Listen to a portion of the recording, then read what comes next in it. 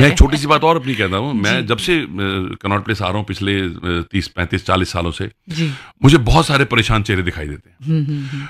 कई बार होता है शॉपिंग करने बच्चे अंदर, मैं बाहर खड़ा हूँ, हाँ। मैं ढूंढता हूँ सबसे परेशान बंदा, उस पर नजरें गड़ा देता हूँ। हाँ। जैसी बाई चांस उसकी नजर मिलती है मेरे से, मैं बड़ी मोटी सी स्माइल देता हूँ उसको, बड़ी सी स्माइल देता हूँ।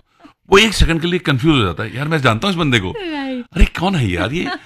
वो अपनी परेशानी भूल जाता है एक सेकंड के लिए। जी। तो मुझे लगता है यार कम से कम इस बहाने एक सेकंड 2 सेकंड के लिए उसको अपनी पुरानी परेशानी जो भी थी भूल गया। जी जी। तो अगर जिंदगी में हम किसी को पॉजिटिव देंगे तो हमें भी पॉजिटिव ही मिलेगा। एब्सोल्युटली। तो डॉक्टर सेठी से हमने ये जान लिया कि if you want to stay happy then make someone happy. फिलहाल यशपाल साहब का द्वारका दिल्ली से हम तक सवाल आया है और ये कहते हैं कि if you are dealing with unhappy and negative people most of the time, ऐसी स्थिति में खुश कैसे रहा जाए? देखिए कहते हैं ना कि डॉक्टर के पास जब आप जाते हो तो दवाई देता है, अगर दवाई असर नहीं कर रही तो कहता है डोज बढ़ा दो। तो आप भी प्यार की डोज बढ़ा दीजिए। और ये शर्तियां, देखिए आग को मिट्टी का तेल और पेट्रोल से नहीं बुझाया जा सकता, उसके लिए पानी ही लगेगा।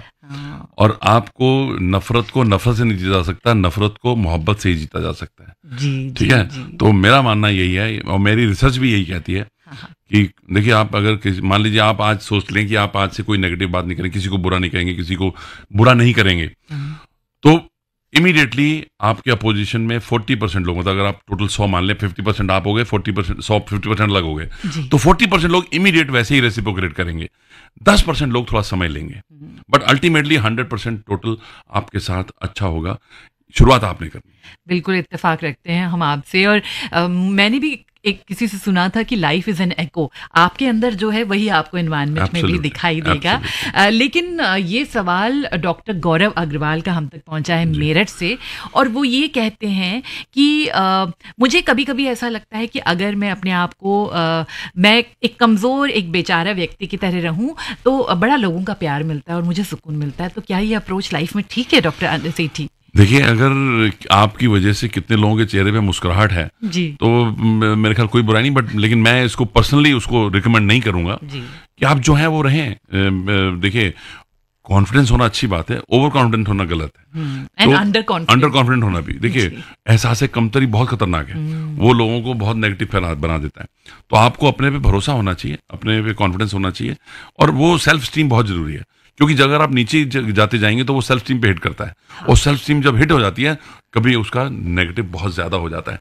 आप तो एक्सेप्ट कर रहे हो, लेकिन हो सकता है आपकी वाइफ को अच्छा ना लग रहा हो, आपकी बहन को अच्छा ना लग रहा हो, आपके माता पिता को अच्छा ना लग रहा हो कि यार ये ऐसा क्यों बन जाता है, इनके फलाने के सामने ऐसा क्यों हो जाता है। तो मेरा ख्याल है कि हमें अपने आसपास का माहौल देख के, कहते हैं ना कि अगर आप किसी के रिश्ते में रिश्ता निभाने के लिए, बचाने के लिए झुको, लेकिन बार बार झुकना पड़े तो रुक जाओ। एब्सोल्युटली। कॉलर हमारे साथ लाइन पर हैं। हेलो जी, नमस्कार, कौन बोल रहे हैं? हाँ, आकृति मैम को नमस्कार। नमस्कार जी, नाम बताएं अपना। विशेषज्ञ अनिल सेठी सर को भी नमस्कार। नमस्कार भाई, आपका नाम क्या है? सर मेरा नाम जो है नालायक राजेंद्र अनाथ है। अरे बाप रे। और आपके नाम से एक बात कहता हूँ, लायक लोग दुश्मनों से लड़ते हैं, नालायक लोग अपनों से लड़ते हैं।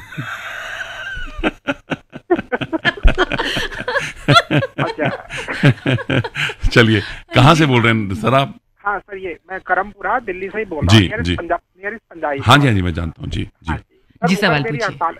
हाँ, उम्र मेरी 48 वर्ष है और 6 फीट मेरी हाइट है, और वेट मेरा 70 से 80 के दरमियान है। बहुत बढ़िया, वेरी फिट। तो सर मैं जानना चाहूंगा 6 फीट मेरी हाइट है, इसके हिसाब से मेरा वेट क्या सही है? देखिए सारा खेल आपके मन का है। आपको अगर ठीक लग रही है तो ठीक है। मेरी भी हाइट 6 फीट है, लेकिन मेरा वेट आपसे बहुत ज्यादा है, मैं उसमें भी खुश हूँ। तो देखिए अगर आपको एक्चुअल मतलब टेक्निकली सही करेक्ट फिगर चाहिए तो आपको गूगल कर लीजिए, आपको पता चल जाएगा आपकी हाइट के एज के हिसाब से कितना वेट होना चाहिए। लेकिन देखिए इससे एक बात पता चलती है कि आपको अपनी उस परिस्थिति का, देखिए आपकी जैसी परिस्थिति में आने के लिए लोग अपना राइट हैंड देने के लिए तैयार हो जाएंगे। 6 feet height, 70 kg weight, I think it's ideal.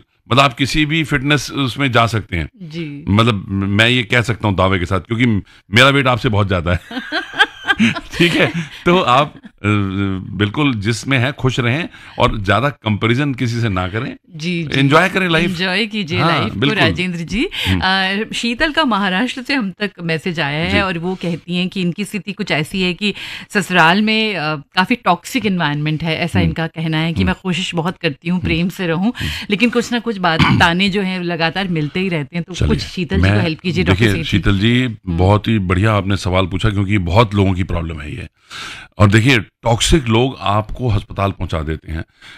एक एक्सपेरिमेंट किया गया था जहां पे 2 पौधे रखे गए, गमले रखे गए, और एक पौधे को लोग प्यार करते थे, अच्छी अच्छी बातें कहते थे, दूसरे को बुरा भला कहते थे। 2-3 महीने में जिसको बुरा भला कहते थे वो सूख गया।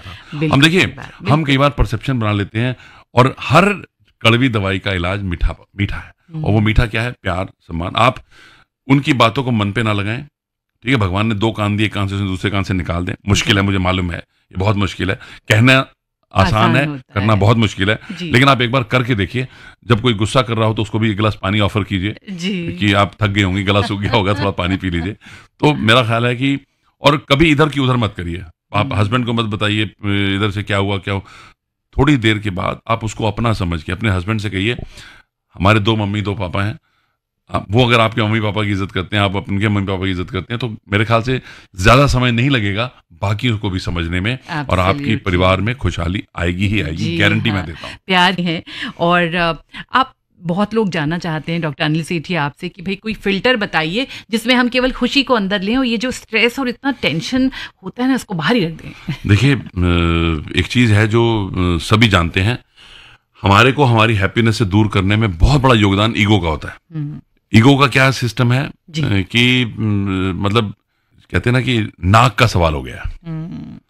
वड्डा कौन, मैं, सॉरी कौन बोलेगा तू, यहाँ पे कहानी खराब हो जाती है।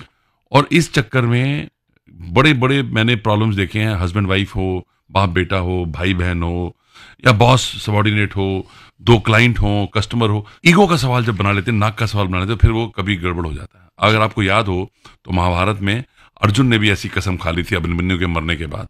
अगर कृष्ण जी नहीं होते तो उनको खुद ही अपना प्राणदान करना पड़ता, आत्मदाह करना पड़ता। अगर कृष्ण जी वो कुछ समय के लिए सूरज को ना छुपाते और वो बाहर नहीं आता। तो मेरा मानना यह है कि anger is 1 letter short of danger.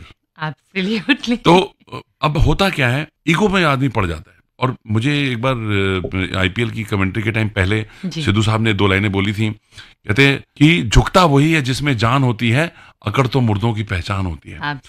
लेकिन हम इस बात को समझते नहीं, इसका मतलब नहीं समझते। I am sorry does not mean you are right, I am wrong, it only means our relationship is bigger than our ego.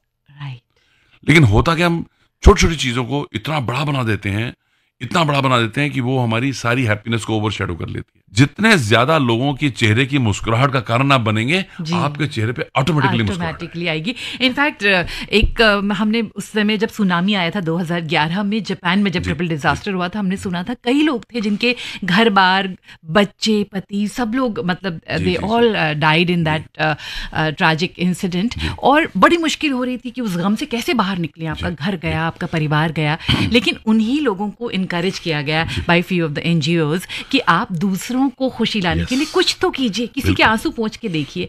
And then the research was done कि इतना आसान था उनके लिए। उसमें एक और चीज बताऊं मैं आपको, कुछ बच्चे ऐसे थे जिनके माता पिता मर गए थे और कुछ बुजुर्ग थे जिनके बच्चे मर गए थे।